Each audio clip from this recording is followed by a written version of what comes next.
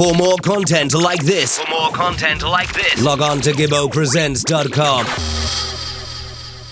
It's Gibbo, and right now I'm joined by Slingshot from King Turbo, who on Saturday night were victorious at World Clash, the Rise of New Champions in Queens, New York. Slingshot, how are you? I'm doing well, man. I'm doing well. Been a long couple of weeks, but it's starting to materialize. You know what I mean? So thankful for that. To start with, let me ask you, when you checked your phone on Sunday morning, how many notifications, messages, and missed calls were there? Oh yeah, it's been crazy. It's been crazy. We've around the world been showing us a lot of love. You know what I mean? So definitely appreciate that. We've been working hard for a long time, and Saturday was a very, very I would say, took the pressure off of us in some sense, you know what I mean? Because we had the whole of Canada on our shoulders, basically. So it's a good look for not just for us, but for Canada. But I got a lot of messages. It's been blowing up since Saturday night, Sunday morning, man. With World Clash coming so soon after the Badadan Clash, I would guess you must have done a lot of your preparations for it before heading out to Switzerland? My preparation is kind of different, I think. We've put together a lot of different scenarios. With the Badadan Clash, I got into Switzerland actually late.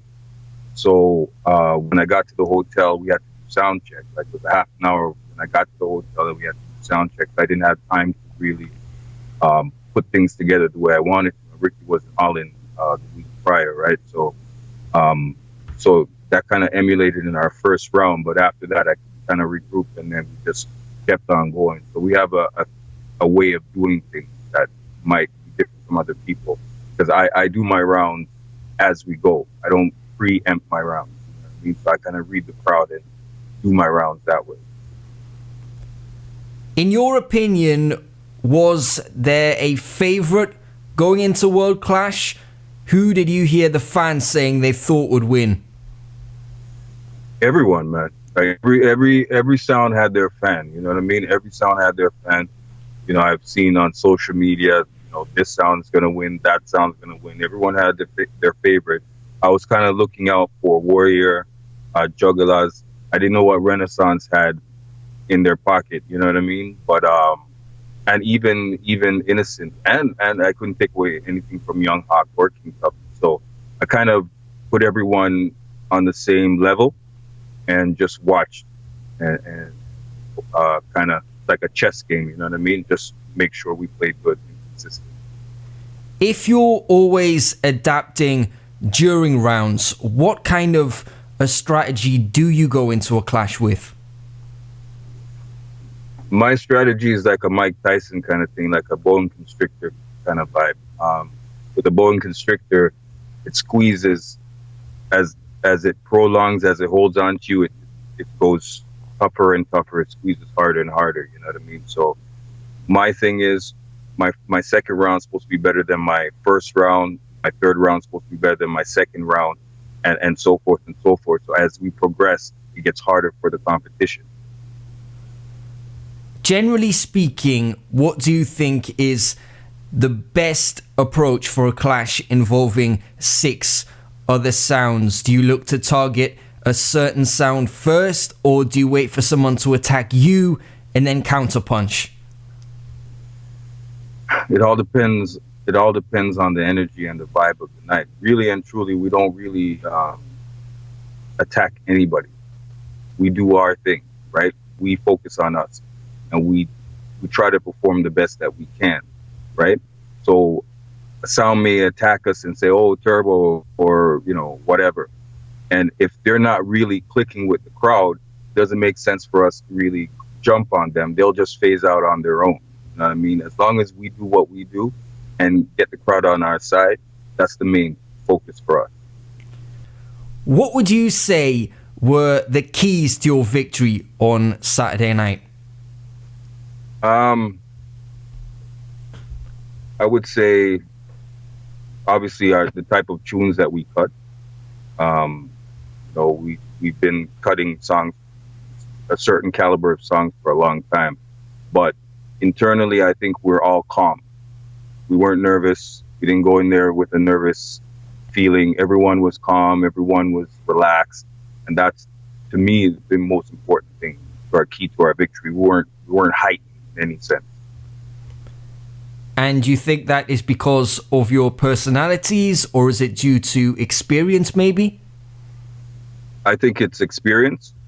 We've been in enough clashes to know that prior to going in the clash, you know, your nerves might get a hold of you. Like back in the early days, our nerves might have got a hold of us, and that might affect our decision making and how we proceed. You know what I mean? But now we're just more relaxed and we know what we need to do, and we just got to get the job done.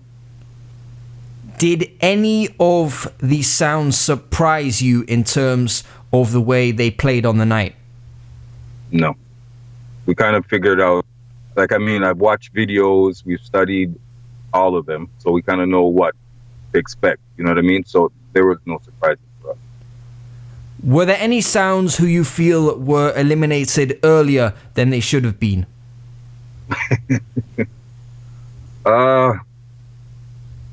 I think it was a fair assessment. The crowd was fair.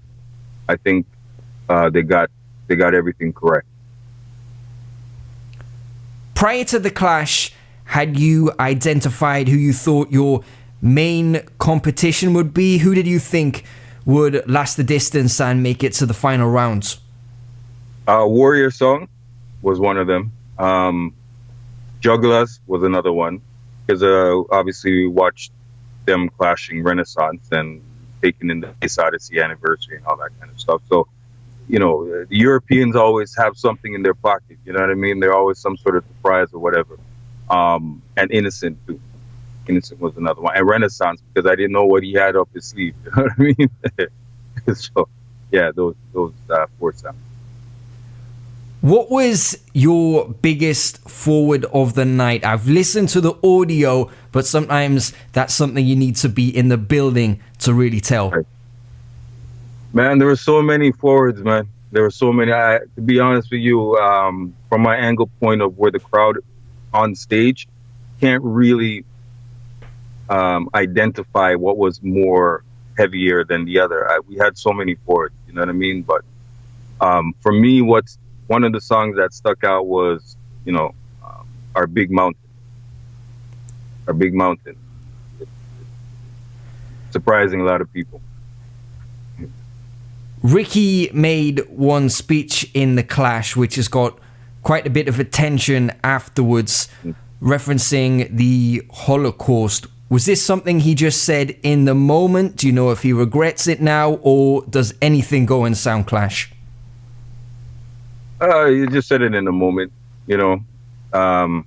Anything goes in Sound Clash. To be honest with you, even when we went back to the hotel, we were in the lobby with Warrior Sound, right? And we're talking about it. And even Matthias said, yeah, he knows, like, anything goes in Sound Clash, and he knows that there's no disrespect or anything like that. Just sound talk, you know? Nothing to take personal, because people say a lot worse. You know what I'm saying? So it's all good. He didn't take it personal. His friends didn't take it personal. So nobody else should take it personal either. You and Ricky reunited in November 2014. What were your goals for the sound when you reunited, and have you achieved them? Our goals was basically to pick up where we left off. We lost a lot of time when we were apart. So to basically pick up where we left off. We won on Saturday. That's one of our goals. But, you know, a lot of people haven't heard us perform because we were apart. You know, you might have heard Ricky, or you might have heard me separately, or Specs. You know what I mean? But as a team, we're a lot stronger. So we wanted the younger generation to get an experience of why we're one of the rated sounds in Canada. So the work continues. You know what I mean? We still have Atlanta to deal with. We, you know, there's a lot of other clashes that are coming up that people are discussing with us. So we just want to get out there in the world and represent Canada and bring the rest of the Canadian South with us. You know what I mean?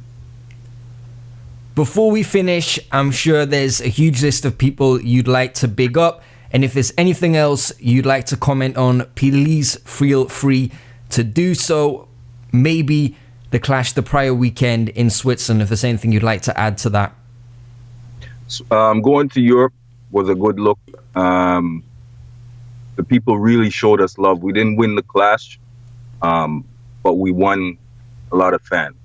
And to me, that's as important as winning a clash. You know what I mean? So we won a lot of fans. I got a lot of people texting me, messaging me from Europe, from places that I've never heard of. You know what I mean? So just keep with us. We've come back. We've come a long time since that time was 2014 that me and Ricky linked up. So we've done a lot. We've come a long way. So, basically everyone, respect, honor, manners. We don't take this for granted. The fact that you guys are sticking with us, the fact that you believe in us, we're going to show the people of why Canada is great.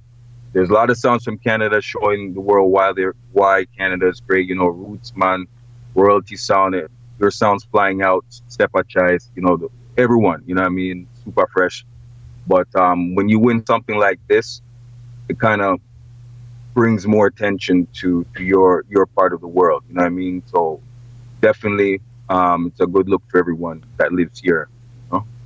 But big up everybody. I don't have one person. Big up Chin, Irish and Chin. You don't know. Flair, Lindsay, you don't know. The promotional team. But big up everybody. Too many people. Slingshot, congratulations on the victory and thanks a lot. Thank you. Gibbo presents